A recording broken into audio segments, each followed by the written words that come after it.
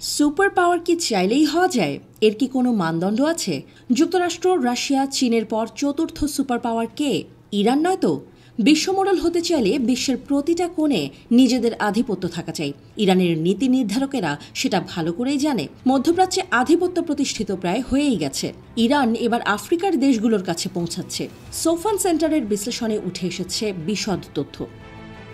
বিশেষ করে যারা রাজনৈতিক অস্থিরতা বা মার্কিন যুক্তরাষ্ট্র এবং ফ্রান্সের মতো পশ্চিমা দেশগুলোর সাথে উত্তেজনার সম্মুখীন, ইরান এমন একটা জোট স্থাপনের লক্ষ্য নির্ধারণ করেছে যা তাদেরকে মার্কিন যুক্তরাষ্ট্রের আরোপিত অর্থনৈতিক নিষেধাজ্ঞা কাটিয়ে উঠতে সাহায্য করতে পারে এবং উন্নত অস্ত্রের সরবরাহকারী হিসেবে তাদের একটা বিশেষ আসনে বসাবে। অস্ত্রে সজ্জিত ড্রোনকে হাতিয়ার হিসেবে ব্যবহার করতে চাইছে ইরান।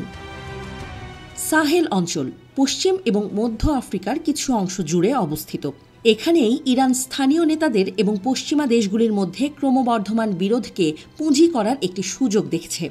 মালি, বুর্কিনা ফাসো এবং নাইজার সহ সাহেলের বেশ কয়েকটি দেশ সামরিক অভ্যুত্থানের সম্মুখীন হয়েছে, যার ফলে মার্কিন যুক্তরাষ্ট্র এবং ফ্রান্সের মতো ঐতিহ্যবাহী পশ্চিমা মিত্রদের থেকে দূরত্ব তৈরি হয়েছে। ইরান এই অভ্যুত্থান পরবর্তী নেতাদের সমর্থন করছে, তাদের পশ্চিমা বিরোধী অনুভূতির সাথে নিজেকে সামঞ্জস্য করছে এবং তাদের শাসনকে শক্তিশালী করার জন্য সমর্থন দিচ্ছে।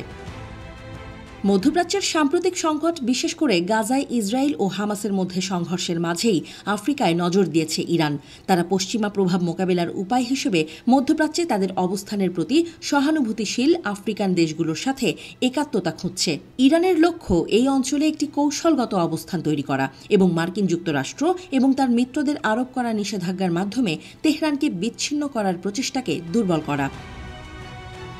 সুদানের গৃহযুদ্ধে ইরানের সম্পৃক্ততা আফ্রিকায় তাদের কৌশলগত কৌশলের আরেকটি উদাহরণ। প্রতিদ্বন্দ্বী দলগুলোর বিরুদ্ধে সুদানি সরকারকে সামরিক সহায়তা প্রদানের মাধ্যমে ইরান বন্দর সুদানে প্রবেশাধিকার নিশ্চিত করার আশা করে, যা তার মিত্রদের যেমন হামাস এবং ইয়েমেনে হুথি আন্দোলনের কাছে অস্ত্র পরিবহনের সুবিধা দিতে পারে।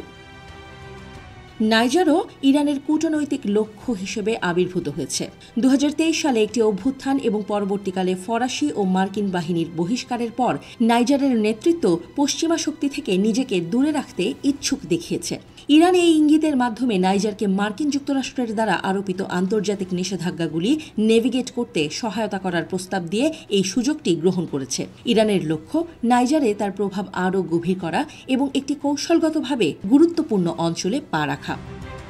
আফ্রিকায় ইরানের কৌশল অস্ত্র বিক্রিতেও প্রসারিত, বিশেষ করে সশস্ত্র ড্রোন, যা দেশের জন্য একটি লাভজনক বাজারে পরিণত হয়েছে। আফ্রিকান দেশগুলিকে অত্যাধুনিক অস্ত্র সরবরাহ করার মাধ্যমে ইরান মানবাধিকার উদ্বেগ বা রাজনৈতিক অস্থিতিশীলতার কারণে পশ্চিমা অস্ত্র সরবরাহকারীদের কাছ থেকে নিষেধাজ্ঞার সম্মুখীন দেশগুলিকে সামরিক সরঞ্জামের একটি প্রধান সরবরাহকারী হিসেবে তার অবস্থানকে শক্তিশালী করার লক্ষ্য নির্ধারণ করেছে।